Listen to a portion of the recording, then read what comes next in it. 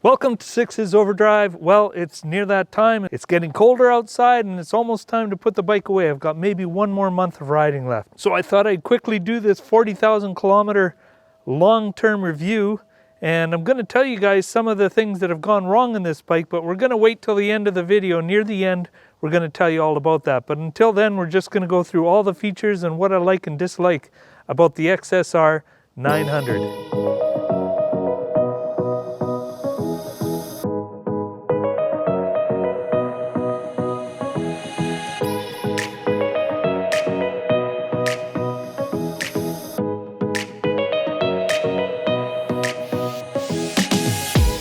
Well, I bought this bike in 2016 when it first came out. Like, I'm talking, I had one of the first models out right out of the crate. I was there the day it showed up on the lot and was able to get it unboxed with my good friends at Lethal Motorsports.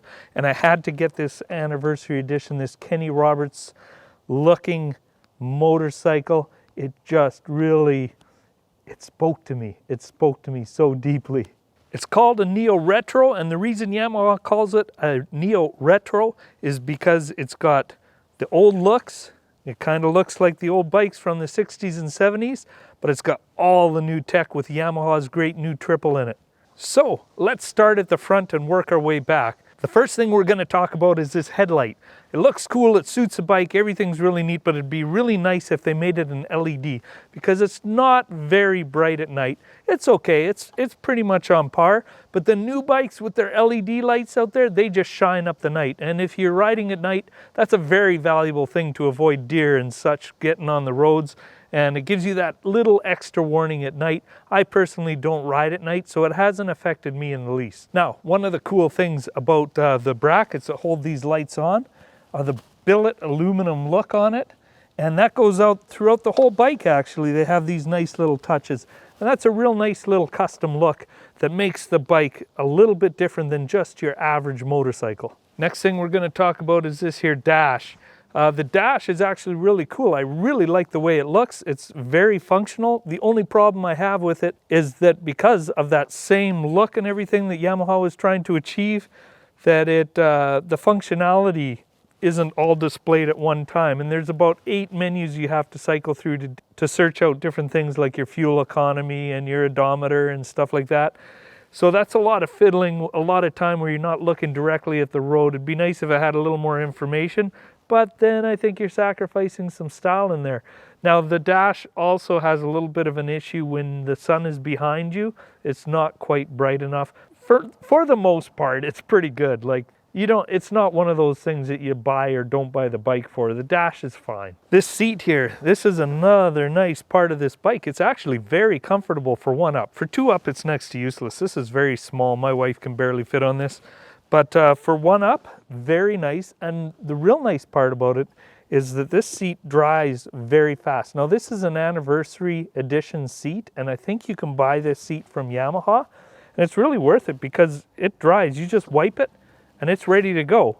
And that's very important when you're looking at a motorbike seat, that it dries off quickly, because it's very uncomfortable to have yourself a wet butt when you're riding on a motorbike, and it makes the seat, it makes creases and such with the moisture in between your, I don't even want to talk about it. I'll tell that to the good folks in Moist Jaw, Saskatchewan. Or the good folks of Mira Moisty, New Brunswick, where they love shucking moisters. Don't forget about Moist Fist, Tennessee. The Mississippi's a great river. You ever been to Moisty Graw? No, but I've been to the Rocky Moisten Range in the United States of Amoistica. I will fight you. And one of the other things that I really like is this tail light.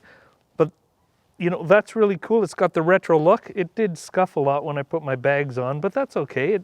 I don't even mind it scuffed up a little bit. This bike kind of adds to that kind of look. But these turn signals are the ugliest turn signals. You know, when you're looking at this new Neo Retro, this is hideous. Like, these are hideous. That's one of the first things well, not one of the first things. I've had the thing for 4 years already, but as soon as I can afford it and find a kit that I like, I'm replacing that and putting a tail tidy on, because it looks so nice up to here, and then you've got these ugly, ugly, ugly, ugly signal lights. Now, styling wise, I think this bike hits the nail on the head for their demographic. I really think it's a gorgeous looking bike. I haven't really seen a color scheme that I don't like. I really love the one I got. There's a white and red one I really like too that's got gold rims. That's a 2020 model. But this is a great looking bike. I just love it, and it lends itself to a lot of customization. Like, you can do a lot of things to this and make it your own bike. Yamaha's got the things where you can remove these tank panels, because the tank is actually plastic underneath this. And you know, you can get the cowl on the back, and you can get the cafe bars and the neat mirrors, all from Yamaha. They actually have quite a few accessories to make it your own. And it's pretty nice, little wind screens, all that kind of stuff. I really like it. It's more of a style bike. That's what it's meant for, is to give people that little retro styling that they like and still give themselves some high performance to hang with the sport bikes. I said before that the seat was really comfortable on this bike, and it is, but it's the whole general riding position that's very nice. Unless you race sport bikes, you're probably never going to drag them. You have to be very serious about your riding style to be able to grab these and drag them along the ground, but they're still comfortable. They got a comfortable bend at the leg. You're kind of sitting up over the bike, but the high handlebars kind of help. There's hardly any weight on your wrists, and the handlebars are wide. They kind of have that scrambler feel to them. So you're sitting up very nice. The rider triangle is very easy going, and that's what lends to its comfort. Like, this thing will be easily comfortable enough to last out the tank. The tank's pretty small, so that's not saying a whole lot. But this bike is so comfortable for long distance touring. It's phenomenal. It's just a shame it doesn't have a little bit better of a back end here to hang the luggage on the back, but it's doable. It's doable. I've taken it on 8,000 kilometer trips in a week, and it's come out smelling like a rose. Everybody knows it. Everybody in the world knows that the Yamaha Triple is one of the best engines in the world, and it's one of the key reasons to really buy this bike, or an MT-09 or Tracer GT or whatever you want to get. This engine is just bulletproof. It's very reliable. It's got power right from the bottom end to the red line. You'll find yourself quite regularly blipping the rev limiter on it, because it's still going full out at 11,000 RPM at its red line. And yet you can go into a corner, into a gear too high, and still come out with plenty of torque. Like, compared to an inline 4, this thing just rocks the power down low, and it builds very similar to that. So you're kind of getting the low down torque of a parallel or V-twin, but you're also getting the high-end sports performance of a 4-cylinder inline 4. This engine, I can't say enough about it, and neither can just about anybody else who ever reviews it. I will say one thing though, the engine is not designed for a beginner rider. You have to be intermediate or advanced. The front end, like the seating position, you can see this is right over the back tire here. This seating position lends itself to a light front end, and this bike just takes off, and the front wheel wants to climb all the time. And it lends to a little bit of, because of the wide handlebars and everything, you get into corners and everything, and it's a little bit sketchy because it's so light on the front end and the power is so big. Pulling out of stuff, you can get yourself into trouble really fast. The only way I would recommend that a beginner drive this bike is that they drive it for 2 months on the power modes and put it on B power mode, which kind of takes the bottom end out of the bike. And the funny thing is about this bike is, not only does it have an amazing power plant and it rips your arms out at the shoulders, it actually gets really good fuel economy. You're talking mid 4.5 to 5.0 liters per 100 kilometers. You guys in the States will have to figure that out for yourselves. The rider modes, they're okay. They're there at least, and I think you really need them on this bike because of its hyper power range kind of thing. But what I'd say is that you're probably going to buy this bike, and whatever power mode you have, you're probably going to leave it in that. There's an A, B, and a standard. I leave it in standard all the time. It's got just the right throttle play. If you're on a track or something, you might want to go to A. If you're just learning, you might want to go to B, or if it's raining. But there's only really 3 choices. And then the traction control, same thing. You got 2 choices, or on or off. Traction control, if you put it in level 1 or whatever, it's the least intrusive. Yeah, it'll allow you to do the little drift wheelies and stuff like that. B will clamp it down a lot more. or 2, I can't even remember what it's called, 1 tube A, B, whatever. You just put it in standard mode, and then your traction control, set it on the easiest one, and it just works good. It's just enough so when you're coming out of those corners, because this will break loose if you floor it out of the corners. So you want to have a little bit of traction control on it, and it's pretty good. It's very inobtrusive. On that note, with the traction control mods, this thing can do a little bit of scrambler type activity. It actually handles, with this wide handlebars and its seating position, it actually handles the dirt or fire roads really well. I would protect the front and everything with it, but you can turn off the traction control mode so you can go roosting a little bit sideways in the dirt. So that's kind of fun. But yeah, make sure it's protected in the front with a radiator guard and maybe oil like a pan, and then get yourself some knobbies if you're going to do that. But this bike does double up as a scrambler bike. There's nothing wrong with it as a scrambler, except for maybe the engine's a little too much for scrambler territory. The sound of this engine with a pipe is truly amazing.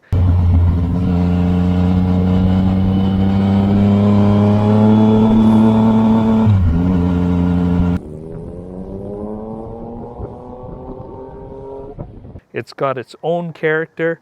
It just braps like a trumpet at high end. It's got a nice low rumble at low end. It's really unique. It is a little bit quiet from the factory. Mine's really loud because, as you can see, I've basically got a straight pipe on it with a little bit of heat tape and a blue bottle from a truck. But it's really loud. But if you just got a slip on just to get the tone out of that pipe, it is a great sounding exhaust on here. It's got that real breakup when you're just flooring it down the road and getting near red line. Whew, it sounds really good. The suspension, I personally think, is perfectly suited to the bike. You know, you're not talking about a $20,000 Ducati here. You're buying this bike between 10 and 12,000 Canadian kind of thing. And yeah, it's perfectly suited for it. The only time you're going to run into any hiccups is when you get into potholes mid-corner or big whoops or something like that.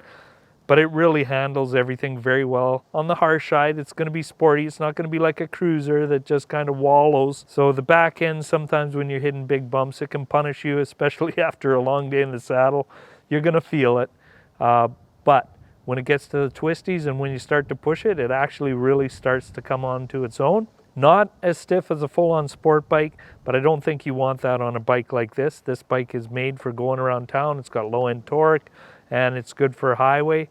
It's a good all-arounder, whereas, you know, the sport bikes, you're going to get pretty tired dealing with that suspension all day long. And about the suspension, I really find that tuning in the suspension is great, but if you're with the stock tires, going on to, like I replaced mine with Pilot Road 4s, that made the biggest difference to the handling and suspension, was just putting on a good set of tires. I don't know why the Japanese put on the cheap tires all the time, but man, the first time you put them on and you go into your first corner, it's a night and day difference to go from a Pilot Road 5 to whatever these came with, Bridgestones or something. I don't know. They never inspired confidence. And as a matter of fact, when they got to the end of their lifestyle, the only real problem I had with this bike was at high speed. I was going around 180 accelerating, and I got a high speed wobble, but the front tires cupped so bad that I think that was part of the problem. We did tighten this up, this headstock or whatever you call that, and I haven't had problems with it since. It was a little bit jittery when I got to the end of, you know, around 20,000 K out of my Pilot Road 5, my last set on these, but it never did do the high speed shake or anything like that. It was just a little less settled in the corners. Put on the new tires again, and then boom, just tracked like a sport bike. Now the brakes on the bike, admittedly, they're not Brembos, but you know, you can get into trouble if you accidentally grab too much brake. The front end's going to go on you, the ABS is going to kick in. It's perfect again for the bike and the budget and what it is. The brakes work really well. You won't have any problems. It's nothing you're going to say, oh, I've got to do this, this, this, and this. The only way I could see anybody getting really fussy about it is if they're a track day rider. And then maybe you might want to go to the stronger brakes that don't fade as much if you're going to be pushing it. But I push this bike pretty hard. Like, it's redlined all the time, braking, diving into corners, and I've never noticed any fade. This bike is a great bike for its price and everything. It's an awesome value. It's good looking. It's very nimble around town. You know, for a 900cc bike, you'd think it'd be over intimidating and everything, but it's not. It's so lightweight and it zips around like crazy. You get on the highway, it's nice. The only thing I wouldn't recommend it for, it's not made for beginner riders. If you're a beginner, start on the 700. Even that one can lift up the front wheel and give you plenty of fun for a while. But when you're ready to step up and have true power and you know, you're able to hang with anybody up to 160 kilometers an hour on this bike, sport bikes and everything. So, you know, in the quarter mile, you're right with anybody else.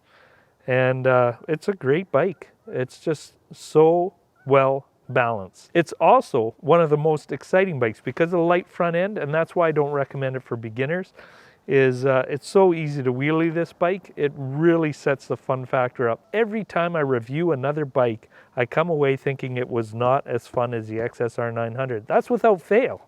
So here's the part of the video I was promising you guys about some of the problems and issues I've had with the bike. Really, there haven't been too much. I told you about the 180 kilometer an hour head shake. Again, we tightened up this headstock and put on a new front tire, and that went away completely. I haven't had a head shake in 20,000 kilometers. So that was really good. My battery went on the bike, and I had to replace it. Of course, tires. I'm on my third set of tires now. I just changed them over at about 19,000 kilometers. I like the Pilot Road 5s because they last a long time and I can't get them to step out on this bike. Not a lot unless I floor it. I've also had to replace the battery on this bike, and that was a real pain. That is very hard to do actually. I thought I had the wrong battery. Like, there was two of us and we were reefing on that, and we connected it so poorly because it's so hard that it ended up coming undone. And that brought up another problem with the bike. I had to, when I put on this exhaust on this bike, I had to get the dealership to retune it. I could have bought a Power Commander, but I have a pretty good relationship with Maverick down at Lethal Motorsports. And he tuned it all so that I was getting the right air fuel mixture and everything. Apparently you can do that with the Yamaha, whatever, they can hook it up and do it. But when the battery came undone, then my fuel settings went back to stock, which meant it was running way too rich and I was burning way too much gas. But the battery was a real pain to install. After that, I haven't done much. I haven't got any luggage for it that I really like, so I just use bags for it. Things that I'd like to do to the bike, get rid of those turn signals. I think I'll keep the handlebars. I really like the scrambler look of this bike, but I don't think I'm going to go knobbies because it's such a great handling bike on the road, and really, these bikes aren't that great off-road. None of the scramblers are. None of them. This is just as good as any of them. Yeah, the signal lights, the tail tidy in the back, and then, you know, maybe some bar end mirrors and stuff just to make this look good. Also, just recently I replaced the chain. That's my third chain. So I'm getting about 20,000 K per chain, which is a little less than some people get. But it's a pretty rammy bike. It likes to wheelie, it likes to have fun. It's on and off on the throttle and jamming and burnouts and stuff like that. So really the chain has lasted pretty good. I don't know what kind of new one I got this time. Again, I just let my mechanic do that. He showed me a picture of it. It looked nice and gold and shiny with the sprocket, so I got it. I love it. So what's my verdict after 40,000 K? I absolutely love this bike. It's the best bike I've ever owned. A matter of fact, I'm really thinking, you know, I'm up in the age a little bit, and I'm thinking that I'm just going to keep this bike and swap out my touring bikes for the rest of my life. And I'm just going to do fun little things and add things to it, and maybe one day pass it down to my kids and grandkids. It's that fun of a bike. It's got that retro look. It's unique. You know, you don't see a ton of them around. And I really can't say enough about the complete package of this bike being an exciting, fun bike to ride. If there was a description of how a motorbike should feel, in my opinion, this is it. So that's a very high recommendation. You guys that know my channel know that I don't do that very often, but I am in love with my baby girl. What more can I say about it? It's powerful, sexy, and exciting. Well guys, That's my long-term review. If you like what you see, remember to share, like, comment, and subscribe. This is Six's Overdrive. Hit the notification bell if that helps you. Check us out on Instagram.